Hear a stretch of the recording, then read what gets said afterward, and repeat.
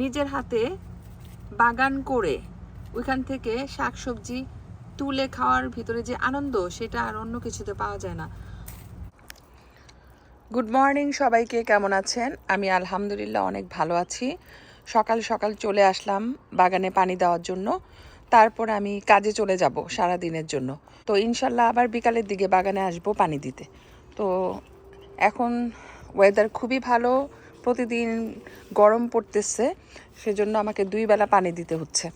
তো যাই হোক, এখন পানি দিচ্ছি। আর বাতাসে জানেন, গতকালকের যে ফরেস্ট ফায়ার হয়েছিল সেই স্মেলটা এখনও আছে, পুরা গন্ধ, বার্নিং স্মেলটা পাচ্ছি। তো গতকালকে আমাদের এইখানে ফরেস্ট ফায়ার হয়েছিল অনেক দূরে, 1000 কিলোমিটার দূরে। সেখান থেকে যে স্মেল আসছিল আর স্মোক দিয়ে পুরা টরন্টো ভরে গেছিল, সেটার প্রভাব কিন্তু আজকেও আছে। আর এখন সকালে গার্ডেনে আসছি পানি দেওয়ার জন্য, স্মেলটা পাচ্ছি, ভেরি স্ট্রং স্মেল। তো যাই হোক, কিছুই করার নাই, আজকে গতকালকের মতো এত খারাপ না, অ্যাটলিস্ট সানি, ব্রাইট হয়ে যাচ্ছে, সারাদিন গরম হবে। অবশ্য এই যে বার্নিং স্মেলটা পাচ্ছি, এটা কিন্তু আমার কাছে ভাল লাগতেছে, কেমন যেন একটু দেশ দেশ অনুভব করতেছি। সকালে গার্ডেনের পানিটা কিন্তু অনেক ইম্পর্ট্যান্ট, তাহলে সারাদিন গাছগুলো অনেক ভালো থাকে। আমি একদম তাড়াতাড়ি করে দিচ্ছি, বেশি সময় নষ্ট করা যাবে না, কারণ রেডি হয়ে গেছি, কাজে যাব।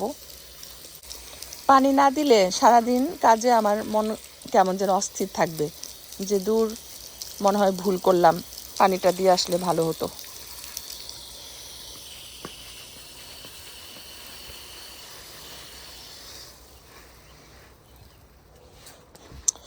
এই পাইপটার একটা প্রবলেম হচ্ছে, এটা টুইস্ট হয়, আর টুইস্ট হলে পানি বের হতে চায় না। এই যে দেখেন, এখন আমাকে এখানে সোজা করে দিতে হবে।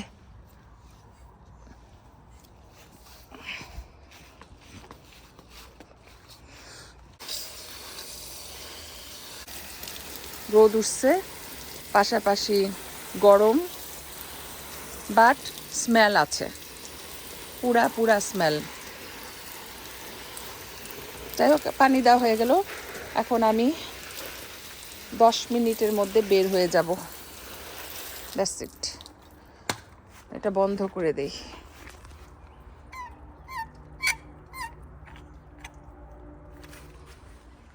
By bye garden, see you evening time.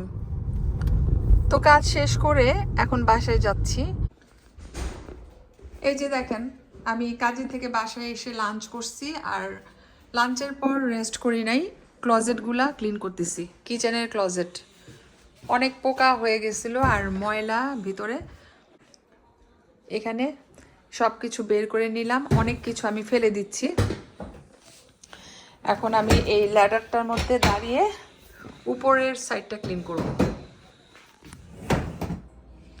তো এই যে দেখেন, এই ক্লোজেটের প্রত্যেকটা শেলফ আমি ভালো করে ক্লিন করে নতুন পেপার বিছাই দিছি, তারপর যা যা রাখার আবার রেখে দিয়েছি। তবে অনেক শুকনা জাতীয় খাবার আমি ফেলে দিছি, যেগুলা কিনা একবার খাওয়া হয়েছে আর খাওয়া হবে না, বছরের পর বছর এখানে থাকবে। তো এগুলো তো রেখে লাভ নাই, সেজন্য সেই খাবারগুলো আমি ফেলে দিছি। অনেক মায়া লাগছে, বাট কিছুই করার নাই। তো এখন ফ্রিজের এই উপরের সাইডটা ক্লিন করছি, অনেক ডাস্টি। সব ক্লিন করা হয়, কিন্তু এই সাইডটা ক্লিন করা হয় না।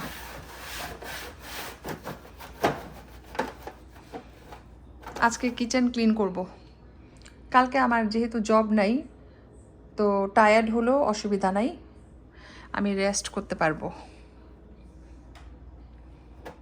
এই যে দেখেন, চুলার উপরে যে অ্যাডজাস্টেস ফ্যান থাকে, এই ফ্যানের এই অংশটাতে কি পরিমাণ ময়লা! বাড়ি কেনার পর এই জায়গাটা আর ক্লিন করা হয় নাই। এমনি সবসময় একটা ভিজা তাওয়াল দিয়ে মুছাই দিই, কিন্তু এটা এনাফ না, ঠিক আছে? তো এখন আমি যেটা করব, এই যে স্পাঞ্জ ভিজায় আনছি ভিনেগার আর লিকুইড সোপ দিয়ে। এটা দিয়ে প্রথমে ঘষে ঘষে আমি যতটুকু পারছি ক্লিন করছি। তারপর এই যে এই শক্ত তারের এই জিনিসটা দিয়ে ভালো করে ঘষে ঘষে পরিষ্কার করে নিচ্ছি।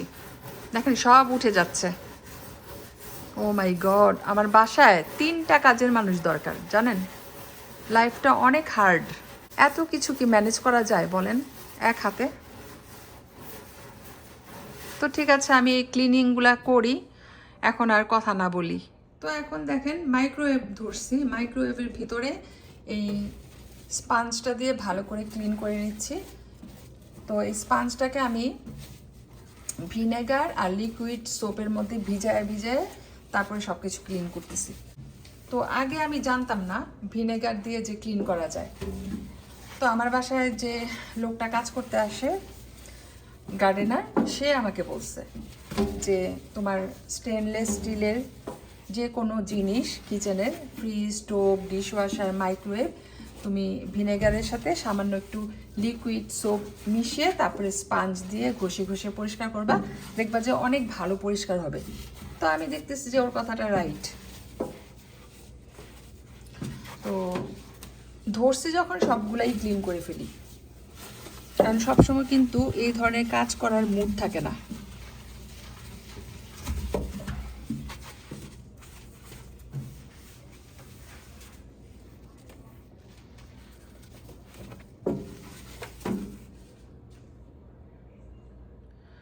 তো যাই হোক, মোটামুটি অনেকগুলা ক্লজেট আমি ক্লিন করছি, ভিতরে আর বাইরে। আর পারবো না, অনেক টায়ার্ড হয়ে গেছি। এখন ফ্লোর ঝাড়ু দিতে হবে আর পারলে মুছে দিব। তো এই কাজটা করতেও আমার অ্যানাদার 1 ঘন্টা লাগবে, ঠিক আছে? তো বিগ জব। তারপরও আমি বলবো যে সবগুলা ক্লজেট কিন্তু ধরতে পারি নাই। এই যে এইটা ধরছি, এটা ক্লিন। উপরের ক্লজেটটা ক্লিন করছি, আর চুলার উপরে যে ক্লজেটটা দেখতে পাচ্ছেন ওইটা ক্লিন করছি। চুলার অ্যাডজাস্টার্স ফ্যানটা ক্লিন করছি। এইভাবে একটু একটু করে অনেক কিছু ক্লিন করছি। মাইক্রোওয়েভ ক্লিন করছি। তো আরও কিছু ক্লজেট বাকি আছে ভিতরে ধরতে হবে, বাট আমার আর এনার্জি নাই, আমি আর এটা পারবো না এখন করতে। তো চেষ্টা করব ফ্লোরটা ঝাড়ু দিয়ে মুছে দিতে। তারপরে এই সাইডে এই টেবিলটা ক্লিন করতে হবে, বাট নট পসিবল এখন। স্টেপসটা আমি এখন মুছে দিব। প্রত্যেকটা বাসায় আমি মনে করি এরকম একটা স্টেপস থাকা প্রয়োজন। এই স্টেপসটা খুবই কাজে লাগে কিচেনে। এই যে ধরেন ক্লজেটের উপরের অংশগুলোতে কিন্তু রিচ করা যায় না, তো এরকম একটা স্টেপস থাকলে খুব ইজি হয়। এটা একটু মুছে দিই। খুবই স্ট্রং আর হোয়াইট। এটার উপরে দাঁড়ায় যে কোনো উঁচু কাজ করা যায়, কমফোর্টেবল।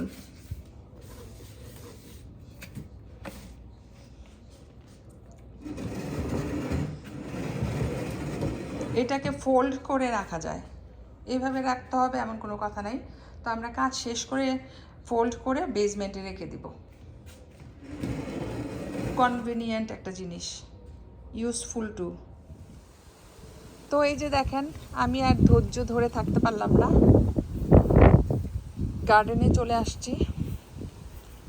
শাক তুলবো, আজকেও শাক তুলবো। এই নিয়ে 3বার শাক তোলা হলো। শাক আমি পছন্দ করি, আর যেহেতু গার্ডেনে হচ্ছে তাহলে তুলবো না কেন আর খাবো না কেন বলেন তো, তাই না? তো যাই হোক, আমি এখন প্রথমে যেটা করব, এখানে একটা সুন্দর শসা হয়েছে, এই শসাটা পেরে ফেলবো। ঠিক আছে, একটা শসাই দেখতেছি, এটাই হচ্ছে প্রথম শসা। দেখেন একটা শসা হয়েছে, তাতে আমার কাছে কি যে ভাল লাগতেছে।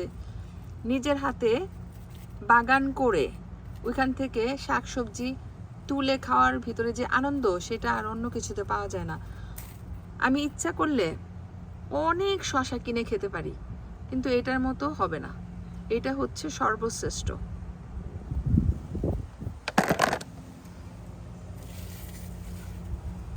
খুঁজতেছি আর কোনো শশা আছে নাকি গাছের পাতায় পাতায়। না, এখন আমি বসে বসে শাক তুলব। এখান থেকে শাক তুলে ফেললাম, এখন তুলতেছি পটের থেকে। এটা একটা শাক, এই শাকটা আমার কাছে অনেক ভাল লাগে। এই যে নিজে নিজে হইছে, আমি লাগাই নেই।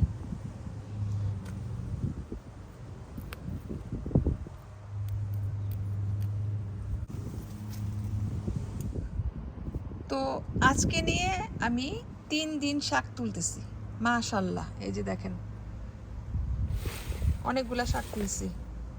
এখন পুঁই শাক তুলবো আর কলমি শাক তুলবো। এত বাতাস, আমার শাক সব বাতাসে উড়ে চলে যাচ্ছে। তো এই যে মাশাল্লাহ এই শাকগুলা তুলে আনলাম। আজকে 5 ধরনের শাক তুলছি। একটা শশা পেলাম, আলহামদুলিল্লাহ। তো এই শাকগুলাকে আমি এখন সুন্দর করে কেটে ধুয়ে তারপরে ভাজি করব। সব কিছুই কিনতে পাওয়া যায়, কিন্তু শাক সব সময় সব জায়গায় পাওয়া যায় না, আর পাওয়া গেলেও অনেক এক্সপেন্সিভ। আর সবচেয়ে বড় কথা যেটা, নিজের হাতে লাগানো গাছের থেকে শাক সবজি পেড়ে খাওয়ার মধ্যে যে আনন্দ, সেটা পৃথিবীতে আর কোনো কিছুতে নাই। আমি এটা বিলিভ করি। তো ঠিক আছে, ভিডিওটা আর বেশি বড় করব না। সবাই ভালো থাকবেন, দেখা হবে নেক্সট ভিডিওতে। আল্লাহ হাফেজ।